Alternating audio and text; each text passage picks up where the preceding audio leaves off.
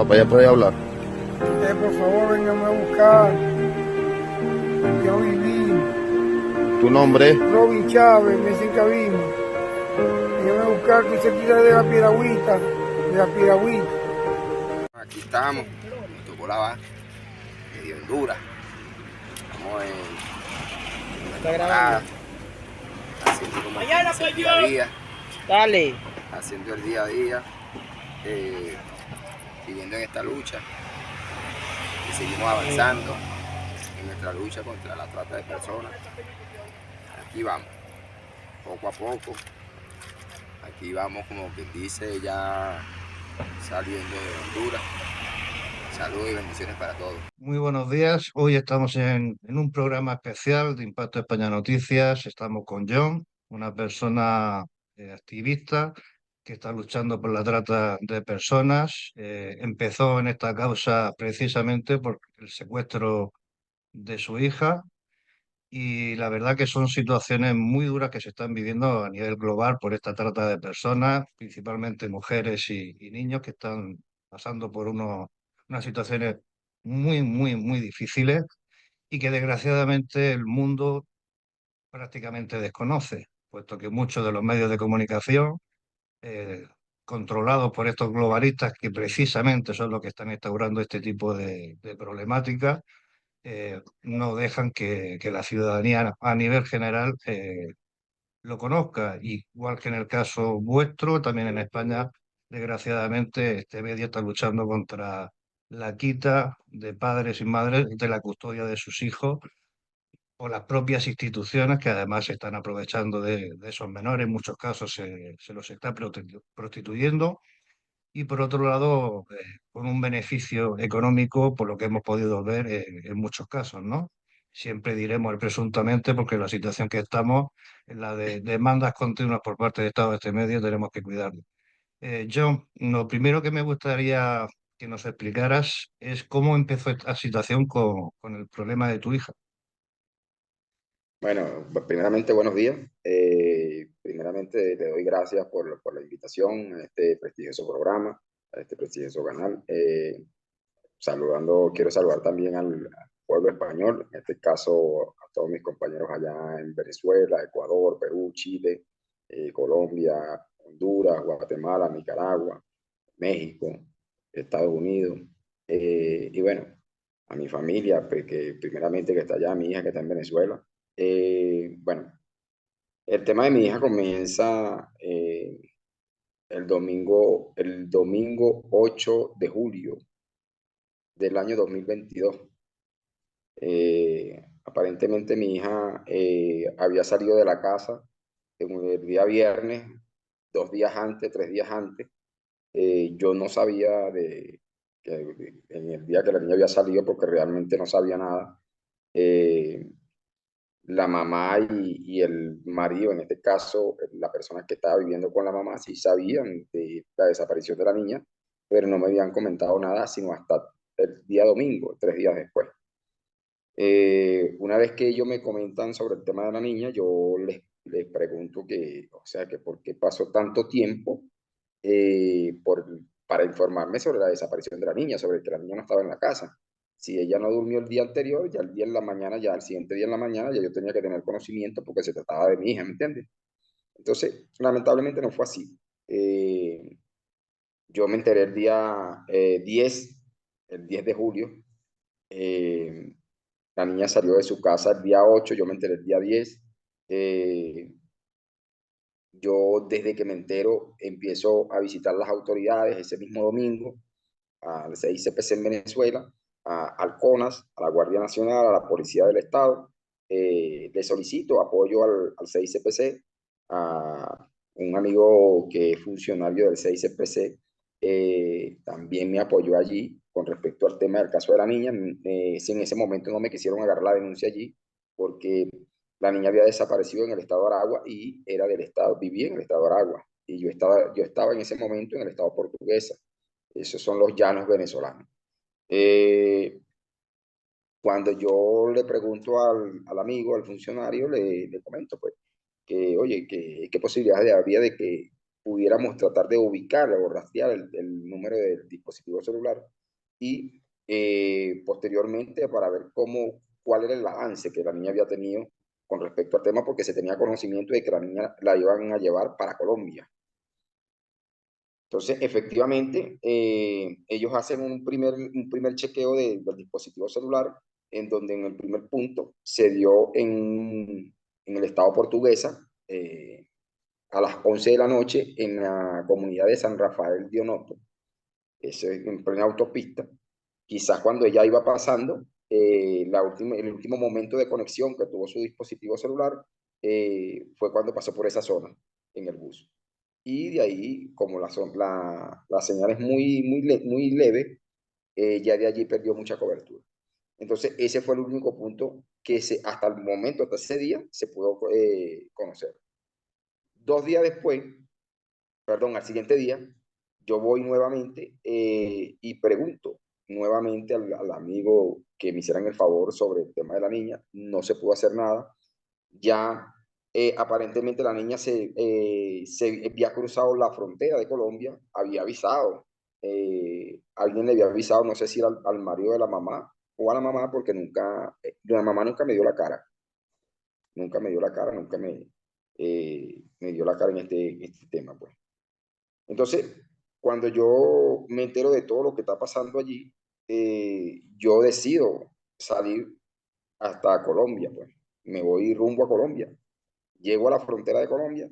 En la frontera de Colombia, allí le pido la autorización a migración, les comento a los funcionarios que teníamos un caso de que mi hija había desaparecido y aparentemente se encontraba en Cúcuta y yo necesitaba colocar la denuncia ante la fiscalía en Cúcuta.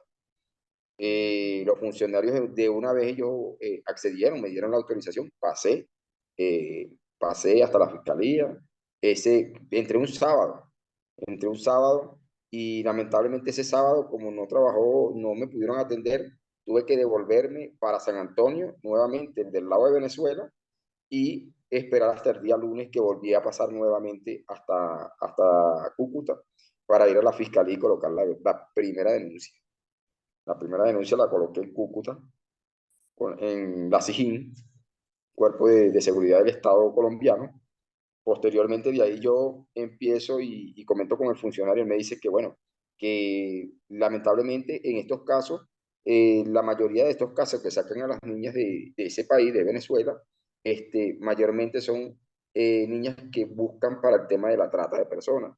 Se puede manejar como un tema de trata, me dice él, podemos manejarlo como un tema de trata, porque lo que usted me está comentando y lo que usted está hablando es posiblemente un caso palpable de trata por el tema y los rasgos que tiene la versión que usted nos está dando.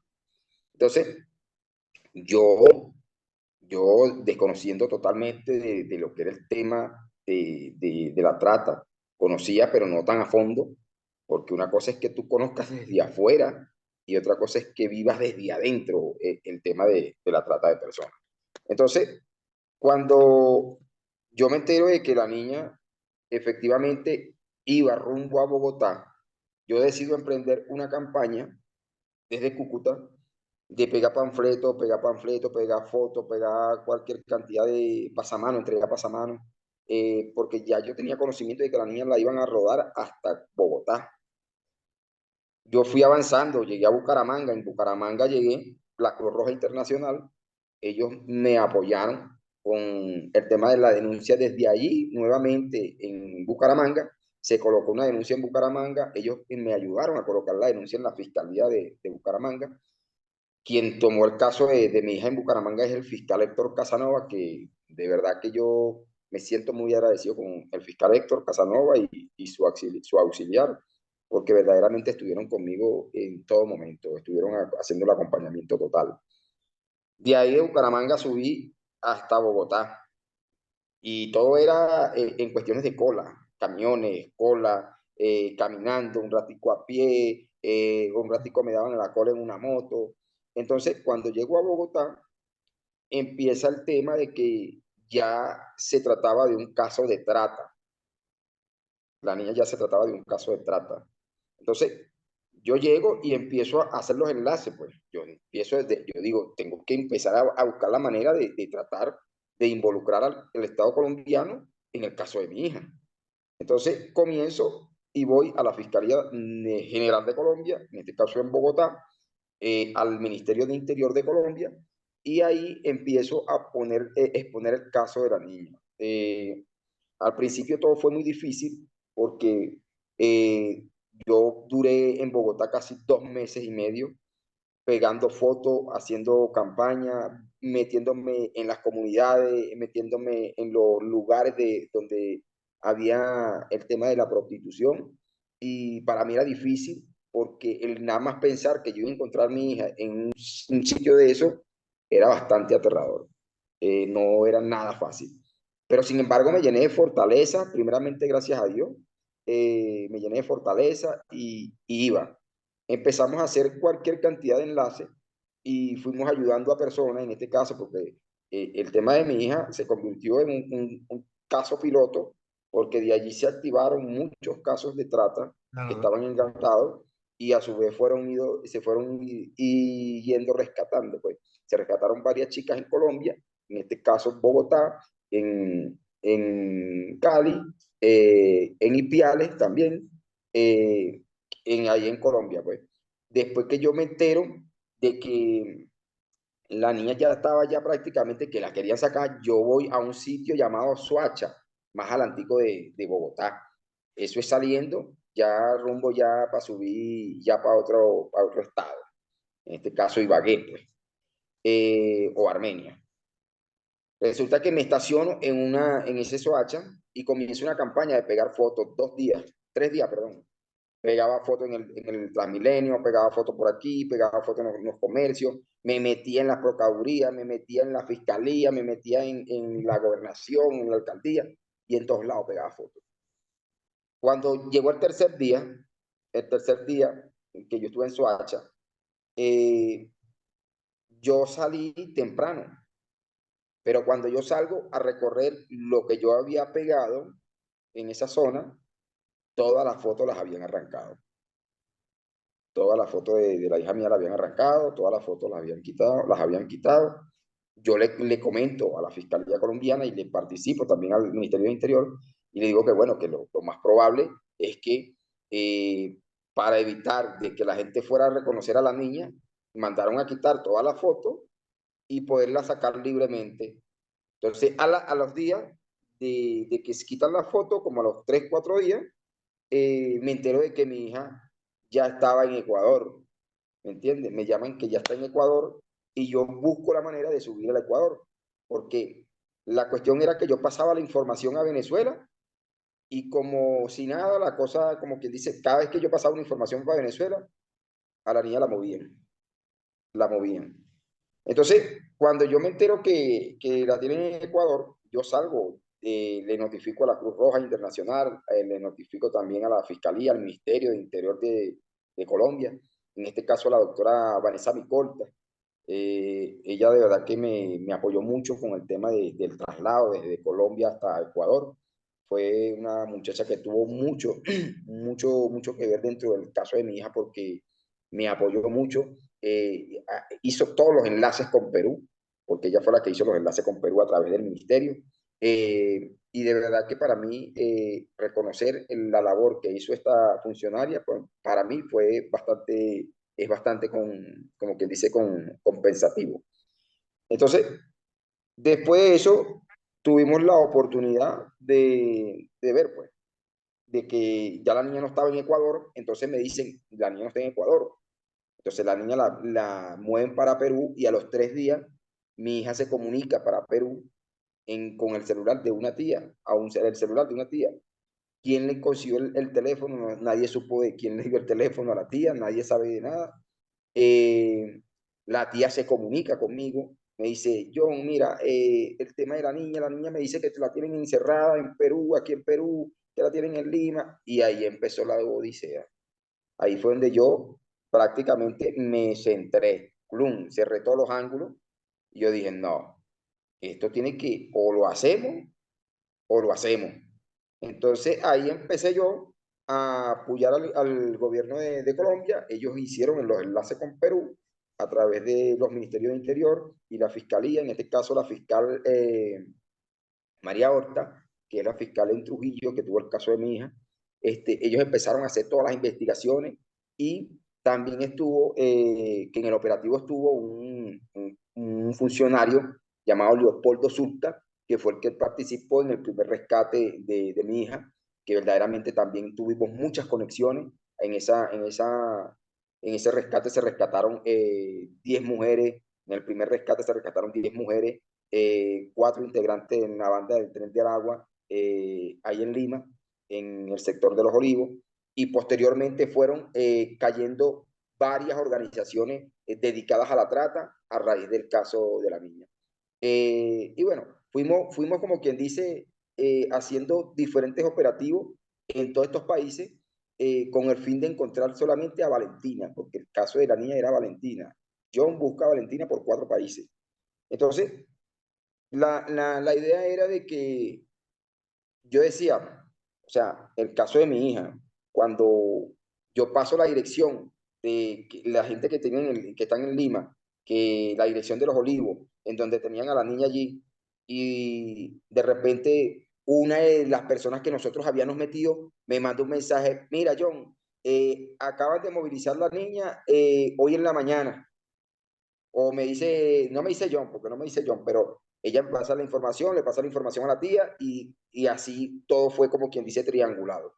Entonces, cuando ellos pasan esa información, yo les paso la información a la Fiscalía y al Ministerio de Interior y ellos a su vez empiezan a hacer las gestiones pertinentes para poder realizar el operativo dentro de esa vivienda. En esa vivienda fue donde se rescataron a las 10 mujeres aparte de eso metieron preso a 4 integrantes del Tren del Agua y hubieron otros presos que eran peruanos. Entonces, cuando pasa todo esto, yo decía, oye, pero si las únicas familias o personas que sabían que mi hija se encontraba en esa zona era en Venezuela. Entonces yo empecé a deducir y empecé como quien dice, a maquinar. Yo digo, no, yo tengo que empezar a ver qué es lo que está pasando. Y realmente sentí que había una fuga de información, el cual se lo planteé a la fiscal y a la funcionaria del Ministerio de Interior, tanto de Colombia como del Perú. Y ellos me decían, bueno, lo que usted puede hacer es tratar de no pasar información para que por lo menos las cosas se manejen de esta manera. No pase información a Venezuela para que todos los pasos que usted vaya dando no se vayan a estropear. Y así fue. Fue tanta la presión que se dio en Perú. En Perú se desarticularon varias organizaciones de trata. En este caso también se recuperaron muchas mujeres en Perú, en Lima, Trujillo, en Tacna, casi con la frontera con Chile, por el tema del caso de la niña, porque todo se convirtió, y la policía del Perú, ellos se enfocaron en el tema de la trata, y quiero con esto por lo menos reconocer la labor que esa gente a través de su cuerpo de la DIRINCRI fue un cuerpo donde ellos se afincaron pues en buscar Una, a todos estos perdóname, maleantes. yo, una curiosidad, ¿y cómo es posible que se pasen las fronteras en este caso con tu hija? ¿No hay controles o cómo se puede hacer con tanta facilidad que una persona cruce de país a país sin ningún tipo de control por parte de migración o demás? Lo que pasa es que en esta frontera existen las llamadas trochas, ¿entiendes? Y cuando existen estas trochas, lamentablemente quienes ocupan estas trochas son grupos irregulares que son los que mantienen en jaque a estas comunidades aledañas a la frontera. En este Ujú. caso, en Colombia, son las fronteras, ¿me entiendes? Son las fronteras donde, en las trochas donde se maneja todo, ¿me entiendes? Y la niña no pasó por el puente, la niña pasó fue por trocha, ¿me entiendes? Entonces Ujú. ahorita tenían un modo operandi de que ellos salían desde el terminal en una busetica y pasaban directo hasta Cúcuta. Pero ya ahorita ha cambiado mucho por el tema de que el gobierno de Venezuela y el gobierno de Colombia han frenado mucho el tema del tráfico así libre, pues. Entonces ahorita cada buseta que pasa tiene que ser requisada en la frontera. Entonces, por eso ahora la mayoría de las menores buscan es pasarlas por las trochas. Entonces, eso es lo que nosotros venimos tratando de explicarle también a las autoridades, tanto colombianas como venezolanas, que el problema no va a radicar ahí en la frontera porque es lógico que el bandido no va a pasar por ahí. Él siempre va a buscar los caminos verdes, ¿entiendes? Y en este caso, a las menores la van a llevar por los caminos verdes porque son los caminos que para ellos creen que son los seguros, Ujú. ¿entiendes? Entonces, eh, al pasar a estas trochas, ahí hay grupos irregulares donde ellos por lo menos tienen que, me imagino, cobrarle su plata para que ellos puedan dejarlos pasar y así continuar su ruta. Y pasan normalmente. Entonces, ese es un control que yo considero de que se va a acabar el día en que los gobiernos de cada país, en este caso de los países donde estén todas estas fronteras, en este caso Venezuela y Colombia, en donde ellos se pongan de acuerdo, bueno, vamos nosotros a hacer una cosa, ustedes cuidan este lado de la frontera y nosotros cuidamos este lado de la frontera, no digamos que no están cuidando su frontera, pero están descuidando lo que es el tema de las trochas, que es el tema más delicado, ¿entiendes? El tema de las trochas, que es donde la Para, gente. para, para continuar, nos gustaría saber, una vez que recuperaste a tu hija, tú has seguido con este activismo. De hecho, nos han mandado imágenes cruzando la selva del Darién, en casos que hemos visto personas lesionadas, en unas condiciones infrahumanas. ¿Por qué has seguido, una vez que recuperaste a tu hija, con esta vida y con ese nivel de peligrosidad? Porque, claro, te estás encontrando en ese camino, no solamente ya de por sí el cruzar una selva del Darién, que yo particularmente conozco bastante bien, sino además que en estos sitios hay paramilitares de la FARC, narcotraficantes. Es decir, ¿por qué has seguido y estás sufriendo en estas condiciones después de recuperar a tu hija? Porque yo entendí que no se trataba solamente de mi hija y creo que eh, el tema de mi hija hizo que despertara en mí ese sentimiento humano que a veces uno tiene oculto, ¿sabes? Y que lamentablemente no todo lo sacamos y lo explotamos. Yo decidí seguir en este camino porque realmente creo en la justicia divina, creo en la libertad, creo en ese amor del prójimo y soy enemigo número uno de la injusticia. En este caso, me considero una persona cero tolerante contra el tema de la trata de personas, la violencia de género, el femicidio y el maltrato infantil, que es una de las cosas bastante preocupantes ahorita en el mundo. Es Y hoy un En tema. España ese es uno de los principales problemas y además protagonizado desgraciadamente por las instituciones españolas, que son las que deberían defender a estos menores. En esa situación, sí, España está capitulando en el número uno en ese sentido. Bueno, mira, una vez que yo terminé con el caso bueno, no terminé, salí de Sudamérica, pasando la frontera pasé la selva del Darién.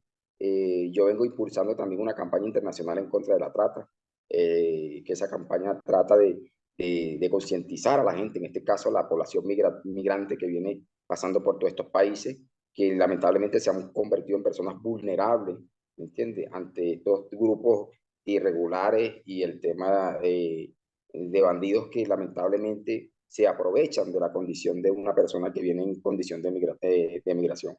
Eh, Cuando nosotros llegamos aquí a México, nosotros tratamos de tratar de que la gente entendiera de que no se trataba solamente del caso de la hija de John, ¿entiendes? Porque yo resolví el caso de mi hija, gracias a Dios primeramente, y gracias a las autoridades colombianas y las autoridades peruanas, eh, pero yo seguí porque no se trataba solamente del caso de la niña de John, no, ahora se trata de todas esas niñas y niños que se puedan encontrar en condición de trata a nivel mundial, ¿me entiendes?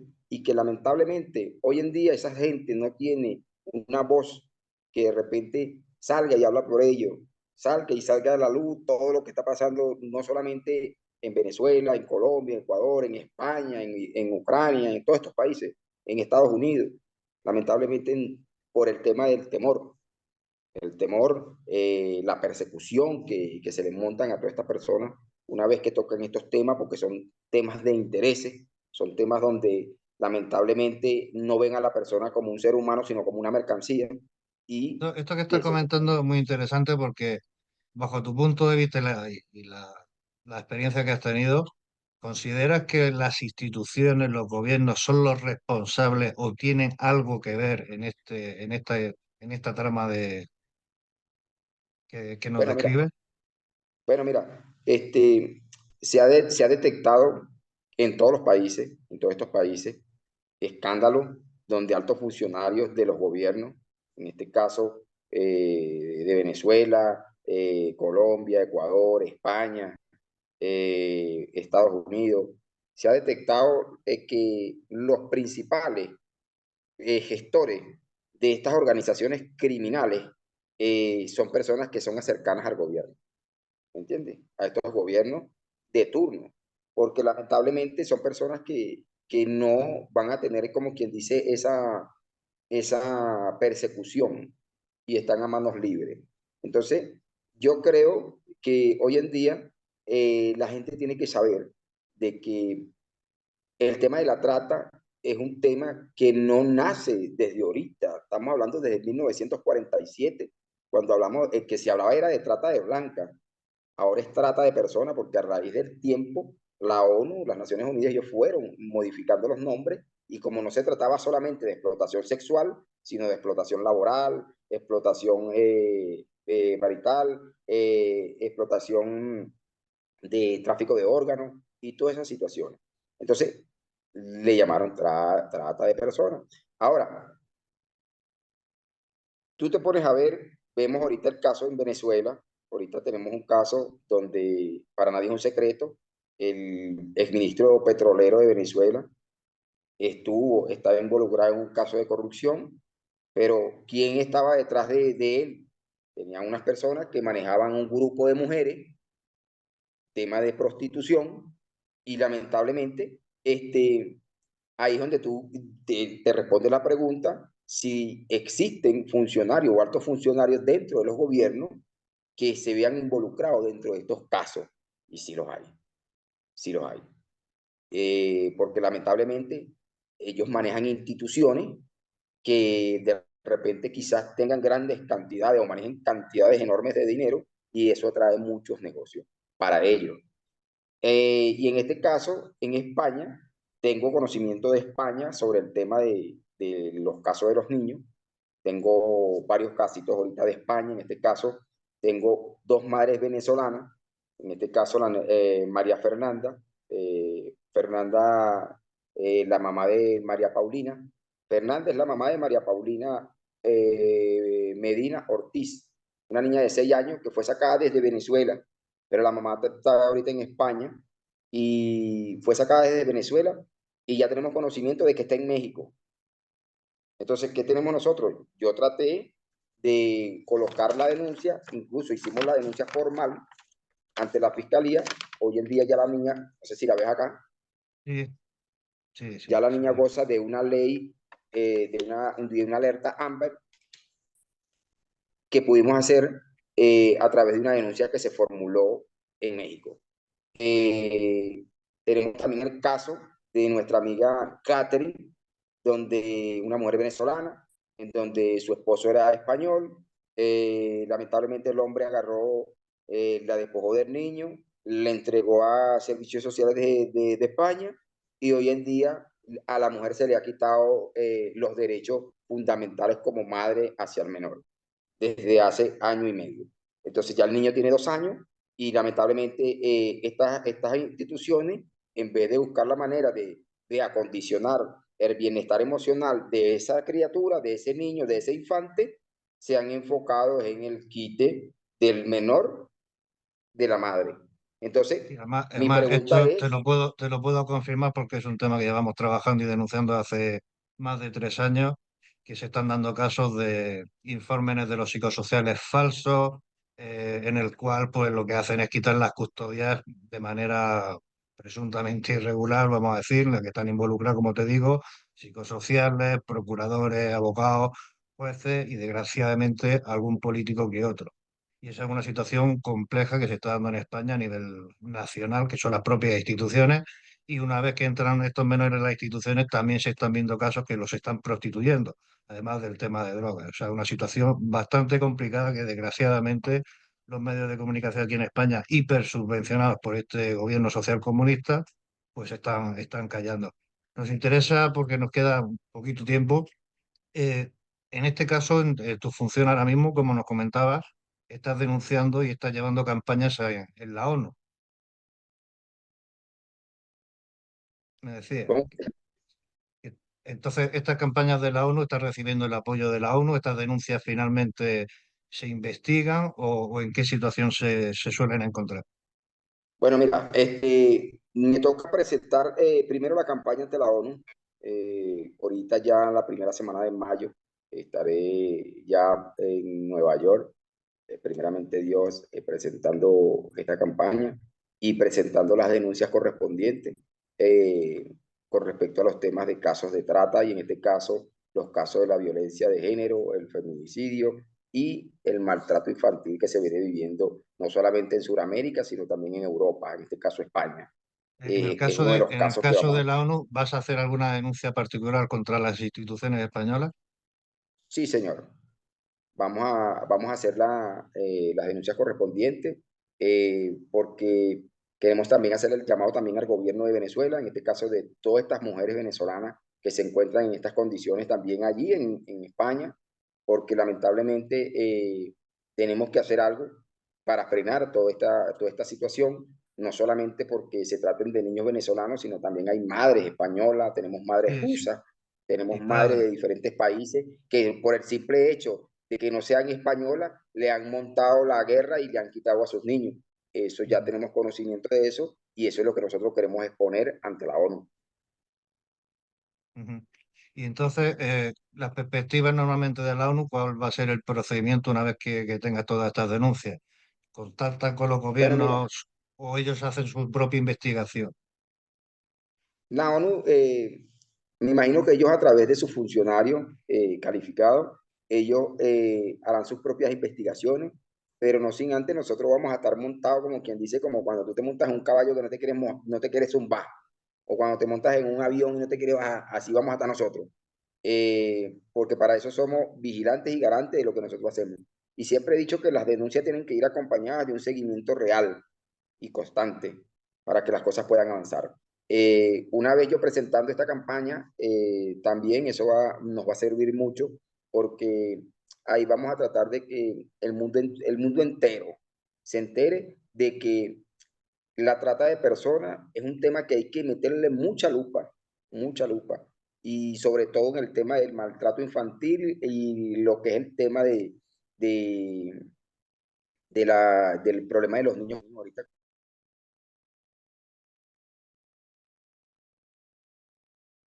Sí, con relación al tema de la prostitución infantil. sí que Entonces, estamos teniendo algún problemilla con la conexión, se te va.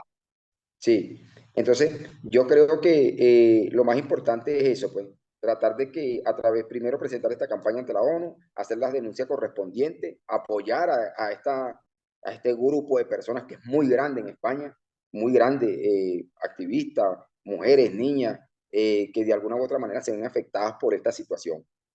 Y perdóname Creo que te interrumpa yo, teniendo en cuenta que son las propias instituciones españolas las que están vinculadas a toda esta situación, van a poner muchísimas dificultades, obviamente, a la ONU a la hora de intentar investigar. ¿Qué soluciones habría por parte de la ONU si las instituciones españolas no quieren colaborar? Mira, yo creo que ningún país está exento de sanciones, ¿me entiendes? Por parte de la ONU, porque por eso está la ONU, ¿me entiendes? Porque es un país, es un organismo donde se ejecutan las diferentes normas universales de este mundo. O sea, en este caso hablamos de leyes donde reposa ahorita el ACNUR, ¿me entiendes? El ACNUR es Ujú. un factor muy fundamental dentro del tema de la ONU, porque hablamos de los derechos humanos, hablamos de violaciones de derechos humanos que se están viendo con relación al tema de los niños y lamentablemente esto tiene que pararse, esto tiene que parar, ¿me entiendes? Entonces, yo creo que la ONU, ellos van a buscar la manera más eficiente para poder investigar y dar con la realidad de este caso que es bastante preocupante y alarmante en España. Ujú. Como nos estamos quedando sin tiempo, sí vamos a seguir toda esta información, vamos a dar seguimiento a tu caso, a estas denuncias en la ONU. Por supuesto, el apoyo incondicional en cuanto a denunciar públicamente cualquier situación que se dé. Impacto España Noticias puede contar con ese apoyo. Va a seguir haciendo lo mismo que ha hecho hasta ahora, Gracias. no solamente publicar, sino además denunciar, que es lo que estamos haciendo, todas estas irregularidades que, por cierto, nos están costando muy cara a nivel de coacciones, de presión, amenazas y denuncias, no solamente a nuestro medio, sino inclusive a nivel personal, por ejemplo, como el intento de detención de mi persona hace 10 días de manera ilegal por parte de unas órdenes, de unas denuncias de un ministro español y de unos jueces a los que le hemos denunciado esta presunta corrupción de menores. John, te agradezco muchísimo el tiempo, te agradezco de corazón lo que estás haciendo sin ningún tipo de ánimo de lucro, de luchar por los hijos de otras personas y por supuesto, como te digo, tienes nuestro apoyo y vamos a seguir dándole seguimiento a toda esta situación. John, ha sido un placer y por supuesto cuídate mucho en estas situaciones que con los cárteles de narcotraficantes y demás, el peligro lo tienes cada día. Sí, sí. Bueno, primeramente, gracias a usted por la invitación. Eh, Creo primeramente en las buenas acciones, creo totalmente en todo lo que estamos haciendo y sé que nosotros